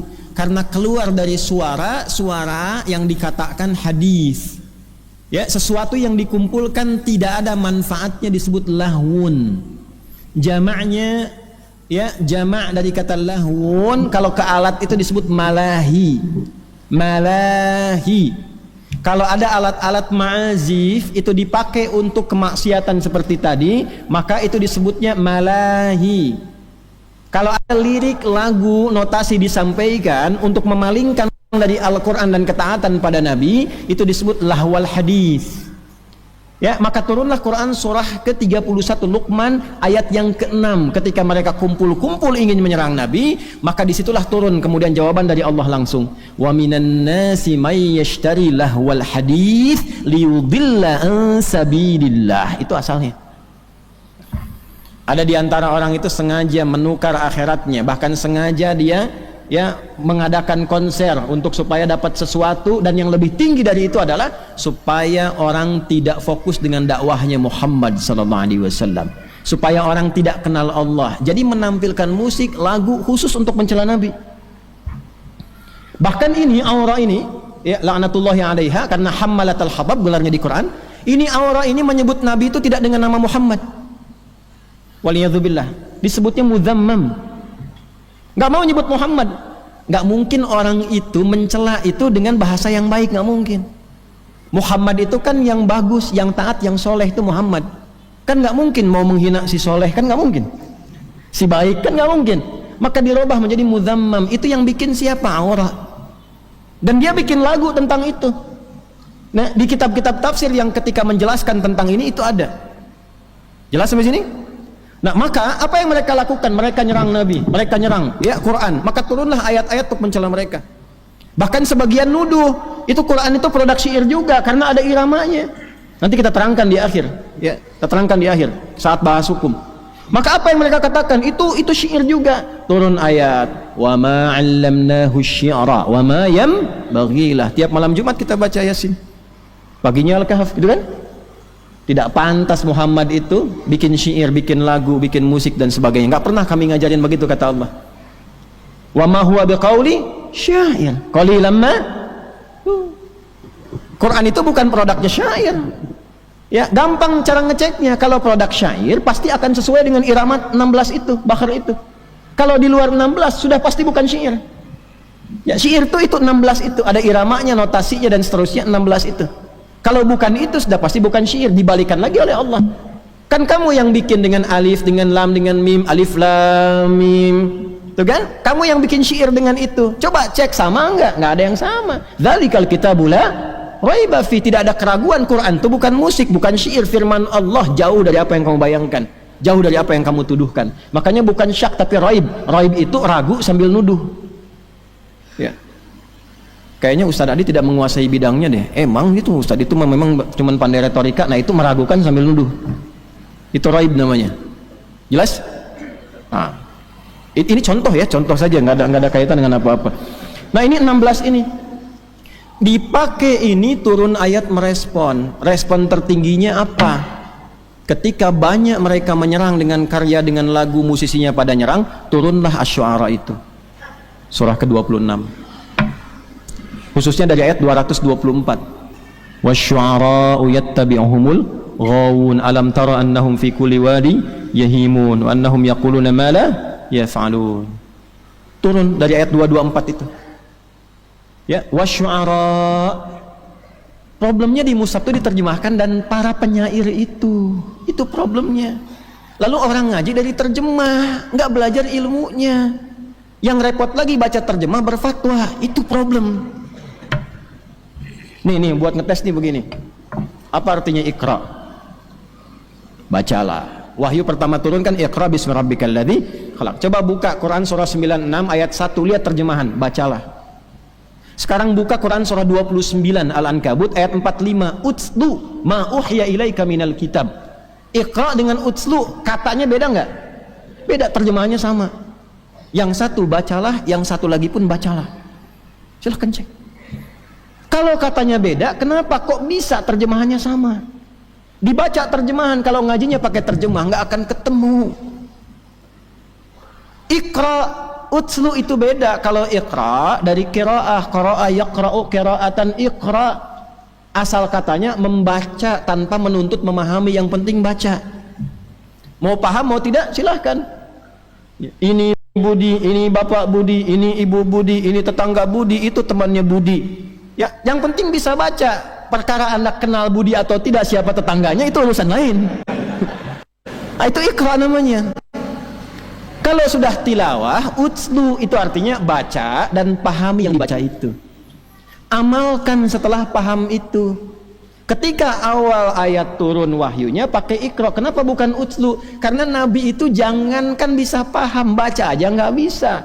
Maka kata para ulama, li ta'kidi ummiyati Muhammad sallallahu alaihi wasallam, untuk menguatkan sifat umminya Nabi Muhammad yang jangankan paham, baca pun tak bisa. Kalau ayatnya utslu, salah ayatnya. Ya, Allah nggak mungkin salah, maka turunnya iqra. Setelah banyak bacaannya diikuti, dipahamkan, diajarin sholat, maka turunnya utslu, pakai tilawah. Diajarin Nabi jangan cuman baca tapi pahami yang dibaca. Ini maksudnya, kenapa begini, diajarkan ke sahabat. Makanya Abu Bakar ketika takbir baca Allahu Akbar, saking pahamnya itu sampai bergetar, haru, nangis, baru takbir, karena pakai tilawah. Nah, umumnya sekarang baru pakai qiraah, takbir nangis juga karena tahu imamnya Ustadz Zaki panjang nih bacaannya. Nah, ngajinya kayak begitu. Contoh lain, Al-Baqarah pembuka, Alif Lam Mim. Lanjut, Dzalikal kitabul la hudalil, buka mushaf. Dzalikal kitab itu diterjemahannya kitab ini. Kitab ini, Pak. Yang belajar nahwu aja, yang paling standar tahu dzalika terjemahannya apa? Itu. Kalau ini hadza, kok bisa kitab ini? Apa salah terjemahan? Tidak, ngajinya pakai balaghah. Itu belum lengkap asalnya, karena memang terjemah itu bukan tafsir. Terjemah itu mengambil keumuman makna supaya minimal tahulah gambaran umumnya begini. Dzalika itu kalau di balaghah singkatan dari dzanya hadza, li-nya lamul bu'di, kafnya kaful khitab. Paham? Tidak. Dza hadza artinya ini, li lamul bu'di jauh, ka kaful khitab kamu. Saat Quran diturunkan, mereka menuduh Nabi, ini produknya Muhammad, ini karyanya Muhammad, ini produk budaya, ini produk syair. Jawaban dari Allah turun, dzalikal kitab, dza kitab ini, li jauh, ka dari apa yang kamu bayangkan. Bukan seperti yang kamu pikirkan, bukan seperti yang kamu tuduhkan. Kalau tidak punya hujah, nggak punya ilmu, jangan nuduh, kata Allah. Makanya pakai raib, bukan pakai syak. Syak itu ragu saja, nggak ada tuduhnya, 50-50. Kalau sudah nuduh dan ragu pakai raib, la raiba fi, sudah nggak punya hujah, nuduh, itu raib. Orang sekarang tidak tahu raib, taunya apa? Syak saja, maka ditambah sangka, nuduh sambil nyangka, maka syak plus nyangka jadi syak wasangka. Tuh, pernah dengar itu? Nah, itulah ngaji, itulah ngaji. Jadi kalau kita lihat Asy-Syu'ara diterjemahkan, di terjemahan penyair, yang terbayang ilmunya ilmu bahasa Indonesia. Terjemahannya aja penyair, tapi orang yang belajar itu ngerti. Oh, penyair itu orang yang tahu syair, syair itu ada lagunya, notasinya dan seterusnya. Nah, itu gambarannya. Maka tidak salah kalau diterjemahkan musisi dalam bahasa kekinian supaya orang paham. Tidak pernah para ulama sampai sekarang menyebutkan itu surat musik. Ya, memang nggak akan pernah, Joni. Ya. Karena ulama dulu tuh sudah paham, ya syu'ara, penyair, ya pemusik. Untuk apa lagi dijelaskan? Karena mereka paham. Yang belum paham tuh kita, makanya saya pahamkan. Begitu, Cepi. Cepi itu cepat pikirkan, bukan orang. Cepat pikirkan. Nah, kita ngajinya pakai ilmu. Ya, jadi kalau sudah paham, mengerti seperti itu, jelas paham. Ya, mengapa ini muncul seperti ini, syair begini dan sebagainya? Ya tadi melihatnya persepsi berbeda. Karena ternyata yang motong video saya itu bukan dari pelajaran, yang belajarnya itu dari latar belakang agama. Itu alumni teknik industri. Ini saya punya skripsinya. Alumni UII masuk di UII. Ya, kemudian 27 Februari 2007 itu sidang skripsi. Ini jurusan teknik industri, masih ada nih tugas akhirnya di saya. Tulis catatannya. Lalu pulang ke daerahnya, saya nggak usah sebut, jadi PNS. Itu di PNS, ayahnya kan juga suka ngajar, suka berkhutbah, ikut-ikut khutbah dan sebagainya. Lalu umrah 2010 pulang dapat tugas belajar ke Saudi, ya, di King Saud University. Nah, di King Saud ini bukan jurusan agama, engineering juga. Jadi nggak semua yang ke Saudi misalnya, atau yang ke UAE atau ke Libya misalnya saja belajar agama, belum tentu. Ya, teman saya dulu ada, ya, alumni pertama pesantren saya itu ke Saudi, di kampus yang sama jurusannya pertanian dan perkebunan. Pulang ke Garut, ke daerahnya ke Garut, diminta ngajar tafsir, cerita ke saya. Maka saya jelaskannya tafsir kurma Ustadz, katanya. Tapi ngambil kitab ya kan, karena masyarakat nggak bisa taunya bahasa Arab, jelaskan tafsir kurma kan dekat ke Nabi gitu. Ya diambil kitabnya pakai bahasa Arab, penjelasannya teknik berkebun. Jadi masalah gitu. Ya kan, ini problemnya. Kalau menghafal Quran sampai hafal, alhamdulillah. Kita pun murid-murid banyak, ini murid saya ini bersanad semua. Maaf Bapak Ibu sekalian, murid kami yang khusus yang belajar itu belajar hadis pun pakai sanad. Nggak bisa begini, innamal a'malu binniyat, nggak bisa. Dari siapa terima, kitab mana, dari siapa sampai ke Nabi. Itu belajarnya. Nah sekarang kita menyampaikan ini, kemudian di soal yang nyoal kita alumni teknik industri, kan nggak nyambung. Nah, ini kan problem. Tapi kan jadi ustadz. Nah itulah hasilnya gitu. Ini masalah. Saya itu membahas bukan karena ini siapa, kasihan masyarakat tuh, terutama yang hijrah, pengen belajar, ketemunya yang begini, kan jadi masalah gitu. Bagi saya nggak ngaruh. Saya itu tidak terlalu, maaf ya, tidak terlalu berkepentingan. Anda mau datang mau tidak nggak ada masalah. Ada orang nggak ada masalah. Ada satu orang yang ngaji cuma anak saya, alhamdulillah nggak ada masalah. Ya, antum kalaupun mau ngaji dengan siapapun silakan. Kan saya sering rekomendasikan ngaji dengan si fulan, di Al-Azhar ada siapa aja, ikuti. Jangan lihat siapa, ambil kalau baiknya ada, ambil, mendekatkan pada Allah, pada Rasul, ambil. Kalau tidak sepakat jangan mencela. Ini pun jangan dicela. Nggak boleh begitu. Dan saya tidak tersinggung kok, nggak apa-apa. Ya, kan hisabnya di hadapan Allah nanti saat kembali. Ada yang menyebut Adi Hidayat dicoret mukanya Yahudi. Wah, ini Ruwaibidah dan sebagainya. Nggak apa-apa. Nanti saat kembali pada Allah masing-masing dibuktikan. Ya, biasa saja. Justru kita itu kalau dicela itu berarti sesuai fitrah. Fitrahnya kan begitu, pasti dicela kan? Allah dicela, malaikat dicela, Rasul dicela, ulama dicela. Adi Hidayat itu siapa gitu? Masa nggak mau dicela? Ya kan? Paham nggak sampai situ? Nah, jadi tapi kita tidak boleh mencela. Antum pun jangan mencela, nggak boleh. Ya, jangan menjatuhkan orang, nggak boleh. Ustadz itu jangan dicela. Mungkin ada kelebihannya, ada baiknya, ada segmennya yang bisa belajar dekat dengan Allah di situ. Itu yang terbaik itu begitu. Paham sampai sini? Saya pernah mengatakan kalau Anda belajar dengan saya dan ilmunya hanya digunakan mencela orang lain, saya tidak mengakui Anda sebagai murid. Betapapun orang itu mencela saya, biarkan saja. Nanti saat kembali pada Allah ada hisabnya masing-masing. Ya, saya bukan pengagum hukum positif dalam arti begini, jangan dipotong lagi nih. Pasti. Dalam arti sedikit-sedikit perkara akan tidak, bukan. Kecuali kalau udah masalah Quran, masalah Allah, masalah Rasul, baru saya turun. Kalau cuma Adi Hidayat ngapain?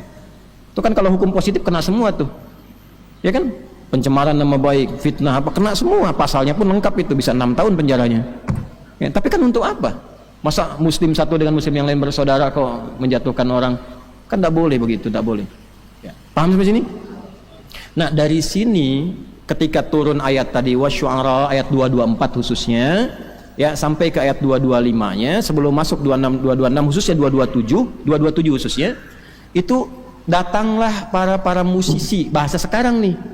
Bahasa sekarang.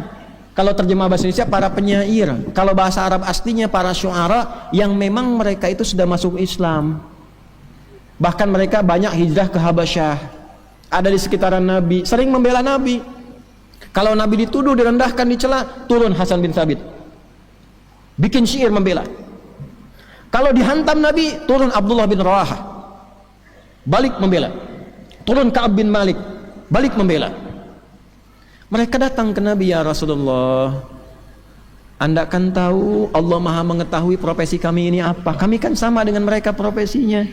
Sedangkan Quran turun ayat celaan, wasyu'ara'u yattabi'uhumul ghawun, banyak penyimpangan dari para musisi itu. Alam tara annahum fi kulli wadi yahimun. Kenapa enggak kamu perhatikan kadang pekerjaan mereka sia-sia. Datang cari inspirasi dulu ya, turun ke lembah macam-macam, lupa dengan keluarga, lupa dengan adab, lupa macam-macam. Yang penting dapat lirik, dapat inspirasi. Tuh. Apalagi kalau pakai alat. Kalau musisi sudah pakai alat, pakai macam-macam yang tadi itu, dibawanya ke khamriyat. Udah pasti tuh, kalau sudah pasti mabuk, pasti zina. Dulu begitu jahiliyah, saya tidak bahas yang sekarang ya. Bahas yang dulu. Kalau musisi dulu sudah bahas pakai lagu, pakai alat, pakai macam-macam ma'azif, dan kumpul-kumpul, itu sudah pasti. Minum-minum itu pasti. Zina itu pasti, makanya disebut malahi. Turunlah hadis Nabi. Ya, akan ada orang yang menghalalkan sutra, pernah dengar itu? Ya, kemudian ma'azif, ujungnya ma'azif. Apa itu ma'azif? Alat-alat musik yang melalaikan yang malahi. Makanya tafsirnya ayat al-malahi gitu. Ditafsirkan ke situ, itu gabungan satu konteks, satu gabungan. Ya. Harir itu kan diharamkan, laki-laki nggak boleh pakai sutra, gitu kan? Kemudian ma'azif, kok bisa digabungkan ke situ? Zina kan jelas haram, itu dosa besar. Zina itu dosa besar. Kok bisa Nabi menyampaikan akan ada yang menghalalkan zinanya halal? Ya kan? Kemudian apalagi pakai sutranya halal. Kemudian ma'azif, alat-alat musik nyanyian digabungkan, itu wawunya tafrik atau ma'iyah? Tanya dulu tuh. Kalau tafrik bedakan satu-satu, ketika dibedakan hukumnya beda. Kok bisa dosa yang ini disamakan dengan zina? Zina itu kan kabair.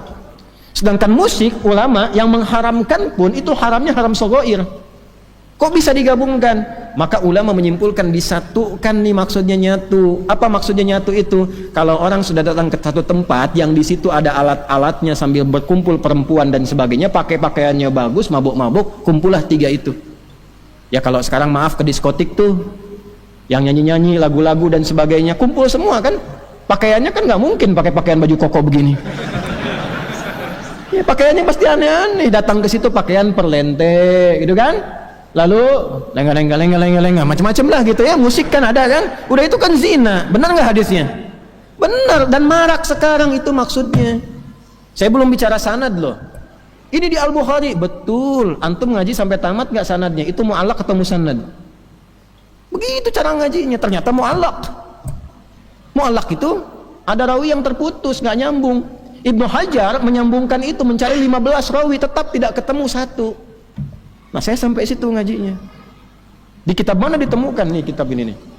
Fiqhul ghina wal musiq fi dhawil Quran was sunnah. Fikih lagu dan musik dalam timbangan Quran dan sunnah, lengkap di sini disampaikan. Cuma mau baca nggak? 222 halaman lebih. Sampai dalilnya. Nah maka ketika situasi ini ada, Nabi mengatakan haram, ini haram. Yang tadi sahabat-sahabat Nabi itu ngeluh, gimana kami statusnya ya Rasulullah? Muncullah ayat 227, illal ladzina amanu. Kecuali para musisi yang beriman. Musisi itu bahasa sekarang yang saya sampaikan. Kecuali yang beriman, beramal soleh, wa dzakarullah, ingat Allah, wantasara min ba'di madzulimu, menolong agama dan sebagainya. Itu dibenarkan oleh Quran yang bilang Allah, bukan ada hidayah. Gitu. Maka di copy paste jadi nasyid-nasyid. Wantasoro itu siapa di antara mereka yang hamasah, yang membela Nabi dalam parade perang, ada defile itu. Defile itu ada lagunya, ada iramanya, ada himne. Lagu kebangsaan itu, siapa yang berani bilang lagu kebangsaan bid'ah haram itu? Ayo coba. Coba bisa nggak berfatwa? Indonesia Raya haram hukumnya. Ayo bicara coba. Berani nggak? Konsisten dong. Ayo. Kopassus punya himne tuh. Himne komando. Sikap dan tegap, waspada dan wibawa. Saya bimbing Kopassus loh, gini-gini juga. Coba bilang haram. Ya, gimana menempatkan itu? Gimana menempatkannya? Maka ulama melihat. Lalu hadisnya bagaimana? Ini di halaman 61-62 diruntut di sini sahabat-sahabat Nabi mana yang bahkan sering mendengarkan lagu itu. Jenis lagunya apa? Diruntut. Oh pernah dipakai saat pesta pernikahan, bahkan rebana dipukul. Oh ini pernah ada, bahkan ada beberapa sahabat yang ada orang budak sedang main gitar itu, lalu melakukan, didengarkan oleh dia. Sampai yang satu komen, ya dijawab apa? Lihat dulu, sampaikan indikasinya begini. Ini lengkap di sini dialogkan dengan kitab-kitabnya, sumbernya di mana dan sebagainya. Lebih daripada 70 orang yang fiqh di sini menyebutkan.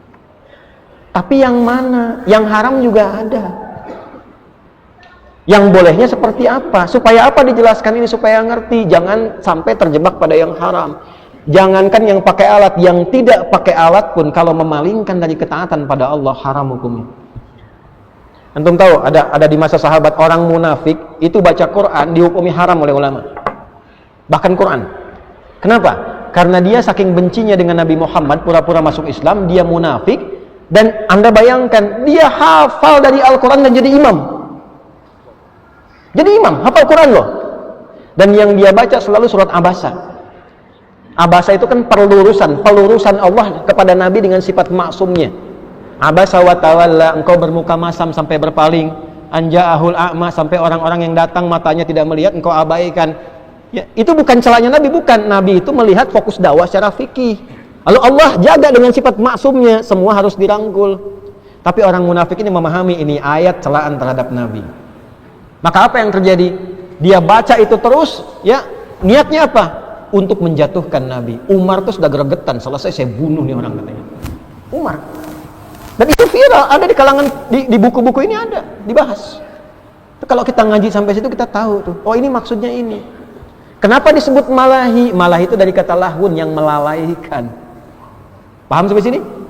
Ya. Jadi ini, hati-hati kalau yang musisi jangan sampai terjebak ke sini. Orang lupa dengan Allah, bikin lirik mencela, bahkan mencela Quran, mencela Islam, itu haram. Atau isi ini nih. Ghazaliyat, zina, cinta pasti haram, nggak usah ditanya lagi tuh. Pasti haram. Maaf ya, yang nyanyi maaf tuh, dikoreksi, lirik koreksi. Ya. Tapi kalau kita bawa ke orang-orang yang melestarikan sifat halalnya tadi, apalagi di komunitas, memang komunitas itu komunitas musik, Eropa, Amerika, macam-macam. Saya punya teman saya mufti di Kanada, salah satunya, ya, namanya Profesor Ahmad Slimi, keturunan Maroko. Itu cerita sama saya, Syekh Adi, masya Allah, ya, saat Justin Bieber macam-macam nyanyi dan sebagainya, ini anak muda tuh banyak tergerak dan sebagainya. Tapi ketika Maher Zain macam-macam, bikin lirik, bikin ini, bikin lagu, mengenalkan Nabi, mengenalkan sholawat, tidak sedikit yang tersentuh dengan Islam. Dan tidak sedikit yang Islam. Bingung kan hukumnya? Masuk Islam karena musik. Apakah disebut Islam? Mungkin. Sisi yang mana nih? Yang mana? Nah, gini. Kalau haram mutlak. Ini saya menerangkan hukum ya, bukan pro sana sini, bukan. Kalau hukumnya haram mutlak, sekarang tanya statusnya. Bagaimana dengan yang di zaman Nabi, ada yang nyanyian bahkan pakai rebana, sebagian pakai alat, itu saat pernikahan dilakukan, dinyanyikan. Dan Nabi katakan, komentar Nabi, biarkan, ini kan hari rayanya. Teman-teman yang mengharamkan mutlak mengatakan kecuali dalam kondisi itu. Ingat loh, haram mutlak itu kalau ada kecuali sifatnya darurat. Itu haram mutlak dalam fikih itu. Contoh gini. Maaf ya, apa hukumnya daging babi? Haram dikonsumsi, haram. Kecuali tuh, dalam apa? Dalam terdesak, situasi nggak ada makanan dan sebagainya, yang cuma ada daging babi. Untuk mempertahankan hidup karena darurat, boleh dimakan, bukan untuk menikmati. Makan enak juga ya, nggak boleh, nggak boleh. Ya, dosa hukumnya. Makan untuk menjaga ketahanan hidup sambil nyari makanan yang halal. Begitu dapat yang halal, tinggalkan yang haram. Itulah darurat. Nah, sekarang dihukumi haram mutlak, gak boleh semuanya kecuali dalam pernikahan, berarti darurat. Sejak kapan ada hukum nikah darurat? Maaf, darurat nih, sedang apa? Nikah. Berarti antum nikahnya harus sementara tuh. Pulang dari sini pisah semua tuh. Nah, itulah konsekuensi hukum. Nah, ngajinya mesti sampai ke situ. Kalau nggak sampai situ nanti berat kita. Tapi kalaupun antum ingin mempertahankan diri, bisa menjaga supaya dekat dengan Allah. Kalau bukan musisi, bukan pemusik, sudah konsisten, mendingan baca Quran. Itu aja kesimpulannya. Makanya kalau saya sikapnya, saya menjauhi itu. Karena saya di Quran apalagi, nggak nyambung. Ya, tapi bukan berarti kita hukumi begitu. Karena ada teman-teman kita juga yang di dunianya itu. Maka kita terangkan, kamu jangan masuk ke sini, nanti jatuhnya haram. Kalau masih ingin di situ, ada di situ, ini batasannya yang diperkenankan. Dalilnya apa? Ini. Kitabnya apa? Ini. Dulu siapa sanadnya? Kesini. Silahkan baca. Tapi kalau kamu tidak di situ, ya nggak harus masuk ke situ. Enakan baca Quran. Ya, hafalkan Quran. Silahkan lihat, tanya murid-murid saya menghafal Quran. Pasti doktrin pertama saya, jauhi musik. Kalau sedang baca Quran, menghafal Quran dan sebagainya, supaya tidak terganggu gelombangnya. Fokus. Ya, kalau sudah tahu, sudah paham, sudah itu, ya silahkan. Teman-teman misalnya mau arahkan nazamnya ke pendidikan, jangan salah loh. Yang dulu syair ini sifatnya khamriyat sampai 6 ini, itu yang tadinya malahi melalaikan oleh ulama, diambil notasinya, diganti arudnya menjadi arud ta'limi untuk pendidikan. Contoh, notasi yang sama mustaf'ilun, dulu dipakai mabok, sekarang dipakai belajar alfiyah, kaidah bahasa Arab. Itu rumusnya sama. Ya. Qala Muhammadun huwa ibnu Maliki Ahmadu Rabbillah khaira maliki musalliyan ala nabiyil mustafa wa alihil mustakmilin syarafa wa asta'inu Allah fi alfiyah maqasidun nahwi biha mahwiyah tuqarribul aqsa bil lafdin mujazi wa tabsutul badha bi wa'din munjazi wa taqtadi ridan bi ghairi suqti fa'iqatan alfiyah tabni muti wa huwa bisabqin idun tafdila mustaujibun thana'iyal jamila wallahu yaqdi bihi batin wa firali walahu fi darajatin akhirah kalamuna lafdhun mufidun kastaqim wasmun wa fi'lun thumma harfudil kalim. Haram nggak? Ayo bilang haram. Itu kan lagu. Pesantren-pesantren kita kalau lararan itu saking nggak ada kendang pakai galon. Pakai galon. Untuk apa menyesuaikan irama ini? Supaya hafal alfiyahnya. Ada alfiyah di ilmu hadis, ada. Bahkan alfiyah di qiraat sabah itu ada. Lagunya pakai apa? Pakai tawil sifatnya. Matan jazarnya itu matan, itu nadhom. Asalnya ada rumusan ini. Ayo yang ngaji-ngaji tajwid itu pakai nadhom, pakai matan itu. Dari sini. Terus hasil dari situ ngaji Qur'annya haram. Kan nggak mungkin. Nah kita sampai situ. Nah, saya dari S1 masuk ke S2. S2-nya saya perdalam peralihan transisinya ke alfiyah. Makanya tesis kami itu Manhaj Ibnu Aqil fi Syarah Alfiyah bin Malik. Tentang alfiyah saya tulis itu S2 saya. S3-nya praktek di Quran. Apa judulnya? Al-Ilalun Nahwiyah fi Tafsiri At-Tahrir wa Tanwir inda Muhammad Tahir bin Ashur. 30 jilid, Pak. Kami kaji Al-Quran itu 30 jilid. Betul-betul 30 jilid. Mengeluarkan gramatikalnya, kaitannya, analisis ayatnya, kata-katanya dan sebagainya. Itu yang kami lakukan. Ya nggak apa-apa, lalu antus ada pandangan berbeda, bukan begitu, nggak apa-apa, kita hormati. Cuman yang memberikan pandangan alumni teknik industri kan jadi nggak nyambung gitu. Paham sampai sini? Nah itu gambarannya. Jadi sampai di sini Anda paham sikap saya terhadap musik itu seperti itu. Tapi kalau hukum kita jelaskan supaya mengerti. Dari situlah kemudian menyebar Islam meluas sampai ke Persia dan sebagainya. Notasinya berganti. Dari arud dikeluarkan notasi. Ya ad-durul mufassalah. Durul mufassalah itu mutiara yang tersambung. Lalu kalau kata-katanya dikeluarkan jadi huruf da, dal, ro, mim, fa, sod, lam, sin, dal. Dikeluarkan jadi melodi do, re, mi, fa, sol, la, si, do. Itu asalnya. Dibawa ke daerah ke Sunda itu ada daminati lada, ada pupuh. Ada mas kumambang, ada macam-macam. Budak petik bisa ngapung, babakung ngapung na peting, nah dan sebagainya itu ya kan ada kan itu ya.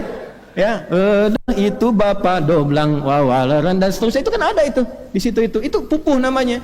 Daminati lada natina midalatina ada tuh. Saya tuh riset Pak untuk menghukum itu saya riset di sini apa sampai nanti kemudian dipakainya di apa.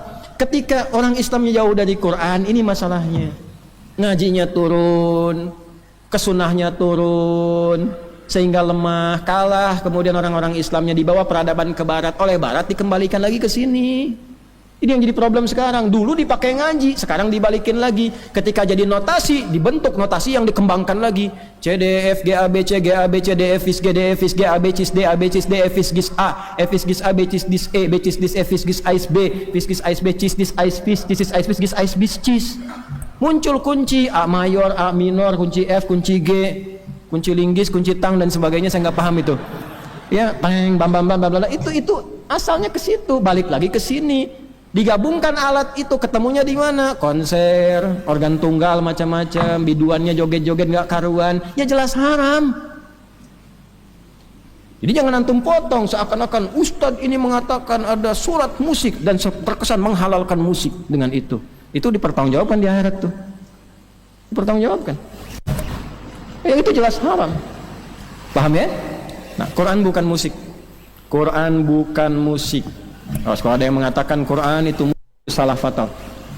Karena itu jangan Quran dibawa dengan lagu-lagu dan irama musik. Kalau sudah ini notasi musik jangan dibawa ke situ. Makanya saya Aiman Suwedi itu koreksi betul tuh waktu ada salah satu peserta itu menggunakan banyak lagu. Oleh beliau koreksi. Quran diturunkan bukan untuk didengar nyanyian. Quran diturunkan supaya dihayati maknanya, dipedomani, diamalkan dalam hidup. Karena itu irama Quran nggak bisa disebut irama musik, karena irama musik itu sudah ada formulasinya. Irama Quran itu nggak ada dengan musik. Irama Quran itu lahir secara alamiah ketika kita belajar tajwid. Dikeluarkanlah di 15 tempat di tubuh kita tempat keluarnya suara. Dari 29 huruf keluar di 15 tempat ini disebut makhraj, jamannya makharij. Makharijul huruf dengan semua gayanya. Dari sini dari bawah A dengan H keluar tanpa sekat, A bukan E. Disalah kalau ngaji a'udzubillahi minasyaitonirrajim, itu salah, A bukan E, A.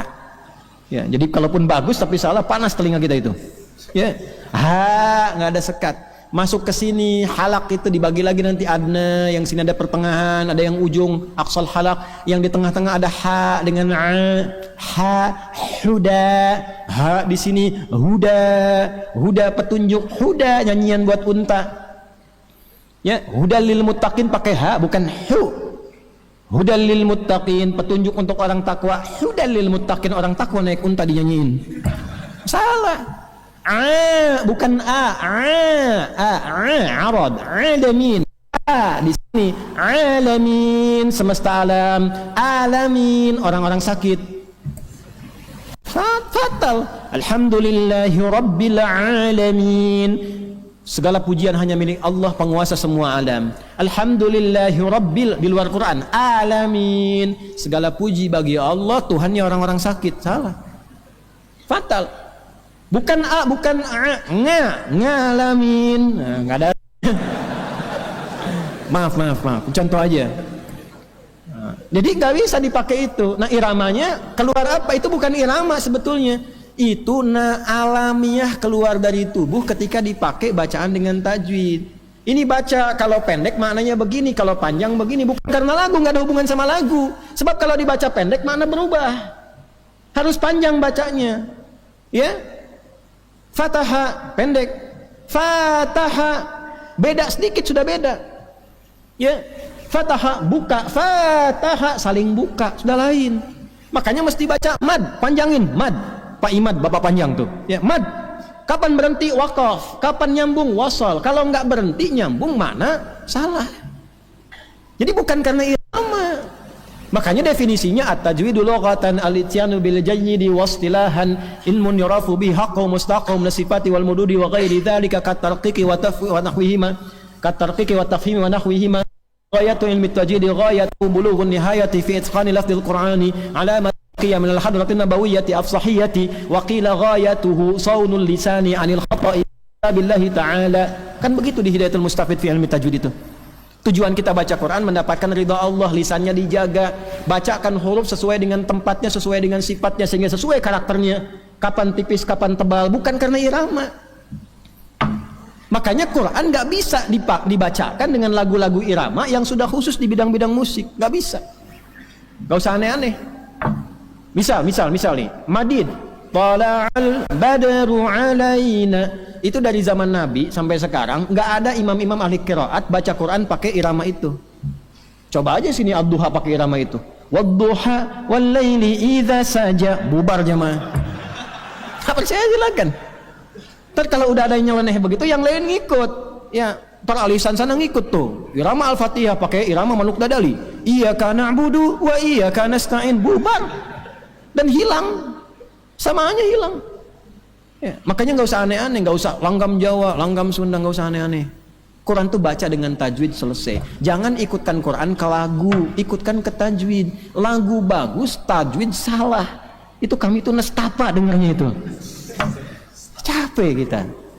Ya, orang tua kita dulu tuh sederhana, dari mulai ngajinya pakai bacaan-bacaan qiraati misalnya turunannya itu kan jelas tuh, baca sampai saking bisa pengen ngaji tuh pakai lampu semprong. Yang kayak semprong lampu gitu kan. Ya, a fata a fa fata fa lam doma lu apa lu ini macam-macam kan. Ya, balas sama yang sana lagi ba fata ba fa fata fa lam doma lu bapak lu kan. Udah gitu ngajinya tuh nggak aneh-aneh, lagu ini lagu itu, biar ngaji aja pakai tajwid, kerasa tuh enak ke hatinya itu. Ya, jelas sampai sini. Nah, itu yang saya maksudkan. Setelah ini terserah. Ya, saya tidak menyukai perdebatan, kegaduhan macam-macam. Karena gini, kalau orang sudah gaduh, dijelaskan pun tidak akan terima. Sudah bid'ah aja katanya. Jadi ada seorang psikolog tuh, William James namanya, mengatakan begini, kalau orang datang menerangkan yang baru dan dalam, dan orang belum terbiasa, dia akan menolak. Dia katakan nggak benar itu. Setelah datang bawa dalil, nanti lain lagi. Oh nggak begitu juga. Ya, nanti setelah diterangkan secara detail, nanti lain lagi. Memang seperti itu kok biasanya, gitu. Tapi tetap tidak mau terima. Jadi makanya kita ngaji tidak harus dengar persepsi orang dan jangan jatuhkan orang. Tidak usah celah orang, yang penting paham hukum. Nanti sikapnya bagaimana masing-masing memilih, kan tidak boleh memaksa. Fadzakir innama anta lasta alaihim. Tapi kita punya sikap. Saya sampaikan pada Anda, kalau Anda nggak ada di dunia musik, nggak usah masuk ke situ. Baca Quran, baca hadis, ngaji. Tapi kalau Anda jadi musisi, lihat batasan-batasan, jangan terjerumus pada yang salah. Paham sampai sini? Nah, alhamdulillah. Jadi itu yang teman-teman bisa kami bahas dan saya bertanggungjawabkan. Karena ada kitab, ada semua, ada ayat, ada hadis, ada macam-macam. Ya, nanti saya tunjukkan deh. Ya pada teman-teman nanti aja, nggak usah sekarang, kan tidak boleh mendahului takdir dan sebagainya. Itu teman-teman tahu. Ya nanti kalau saya sudah ada di tempatnya, saya kabari teman-teman semua. Tapi kata kuncinya begini: konferensi ahli Quran sedunia berkumpul, membahas tema dan sebagainya. Kumpulnya di satu tempat, saya nggak perlu sebutkan. Dan yang diundang cuma ahli Quran. Saya terpilih mewakili Indonesia di WA langsung. Kan nggak mungkin manhaj rusak dipilih untuk datang ke situ. Mustahil. Nih Ustadz Hunaif ini di Al-Azhar. Saya ini diundang saya Al-Azhar, karpet merah ditungguin datang. Kan nggak mungkin kalau akidahnya menyimpang kita datang diundang saya Al-Azhar. Ya. Nggak percaya tanya aja ke sana. Tanya kedutaan Mesir dan seterusnya. Jadi ya untuk apa? Tapi kan nggak perlu bicara-bicara begitu, untuk apa gitu. Kita ngajar bukan untuk begitu. Nggak ada kebanggaan. Yang bangga itu kalau Allah ridho. Takut kalau kita itu nggak diridhoi Allah, itu aja. Makanya Ustadz tuh tolong, ini Ustadz Unaif ini beliau ini lulusan Al-Azhar. Ilmunya banyak, yang perlu diviralkan yang begini. Kasih fokus itu. Ya nanti ngajar di channel-channel kita itu supaya orang tahu. Oh ini ilmunya ada, jalurnya begini dan sebagainya. Yang perlu diviralkan tuh dari daerah-daerah ulama-ulama kita, kan banyak itu. Ada Gus Qayyum, Gus Baha, macam-macam yang lain. Itu harus banyak dikasih panggung supaya banyak tercerahkan. Gitu. Kok ngaji kok jadi pandai, yang ramainya malah saling menghujat. Ngaji apa dapatnya? Coba antum ngaji, setelah itu kok pandainya pandai mencela, pandai menilai, pandai mencaci. Itu antum dapat apa? Lalu Anda katakan ngaji kami Quran dan Sunnah. Di mana Quran mengajarkan begitu? Di mana Sunnah mengajarkan begitu? Kan musibah itu. Yang kasihan tuh yang awam-awam baru pengen belajar, ketemunya yang begitu. Kan kasihan gitu. Saya tuh nggak pernah kenal Bapak Ibu sekalian, nggak tahu. Bayangkan, nggak kenal, nggak pernah ketemu, tiba-tiba mengatakan Ustadz itu bermasalah manhajnya. Ketemu aja nggak pernah. Ya. Lalu ada yang mengatakan saya pernah ngaji dengan beliau tahun sekian. Setelah saya tahu penyimpangannya saya tinggalkan. Ya silahkan aja kalau mau ditinggalkan, nggak ada masalah. Tapi ketika Anda menilai, itu yang dipertanggungjawabkan. Saya tidak menuntut Anda untuk datang. Ya kalau mau ngaji dengan siapapun, alhamdulillah sepanjang bisa dekat dengan Allah. Tapi ketika Anda menuduh, tanggung jawab di hadapan Allah. Dan saya nggak pusing, nggak saya pikirkan. Kenapa saya bahas ini? Bukan karena tuduhan-tuduhan macam-macam. Karena teman-teman minta penjelasan hukum lengkap, saya bahas sekarang. Karena Anda aja. Bukan karena menjawab tuduhan. Jadi nggak ada hubungan. Klarifikasi. Nanti bentar-bentar ada konten-konten pemburu konten nih. Klarifikasi Ustaz tadi. Potong lagi nih. Bentar lagi nih ada pemburu konten nih. Ya itu ngajinya bukan pakai ngaji kitab, itu ngajinya YouTube. Ya bukan sorok, taba ya tubuh YouTuban. Ya, fasbakayu Facebookan, Instagrama ya Instagrimu Instagraman gitu ya. Udah nanti lama-lama malah setannya banyak datang, kita malah teralihkan pada sesuatu yang tidak baik. Istighfar, salawat pada Nabi perbanyak. Ya astaghfirullahaladzim alladzi la ilaha illa huwal hayyul qayyum wa natubu ilaih. Allahumma taqabbal minna innaka antas samiul alim wa tub alaina innaka antat tawwabur rahim. Allahumma ya tawwab fir lana la tada' lana fi maqamina hadha dhanban illa ghafartah wa la hamman illa farajtah wa la daynan illa qadaitah wa la 'asiran illa yassartah wa la hajatan min hawaijid dunya wal akhirati fiha lak ridan wa fiha lana salah illa qadaitaha ya arhamar rahimin. Rabbana atina fid dunya hasanah wa fil akhirati hasanah wa qina adzabannar. Wa sallallahu ala sayyidina Muhammad wa ala alihi wa sahbihi ajma'in. Wa akhiru da'wana subhanakallahumma rabbana wa bihamdika nashhadu an la ilaha illa anta nastaghfiruka wa natubu ilaik. Alhamdulillahi rabbil alamin. Demikian yang dapat saya sampaikan. Saya kira topik ini selesai. dan tidak boleh larut dalam kegaduhan, itu satu. Yang kedua, saya tidak tertarik untuk mengomentari apapun selain kita belajar, mengkaji dan mengaji, dan selebihnya semoga kita dilindungi Allah Subhanahu wa taala. Assalamualaikum warahmatullahi wabarakatuh.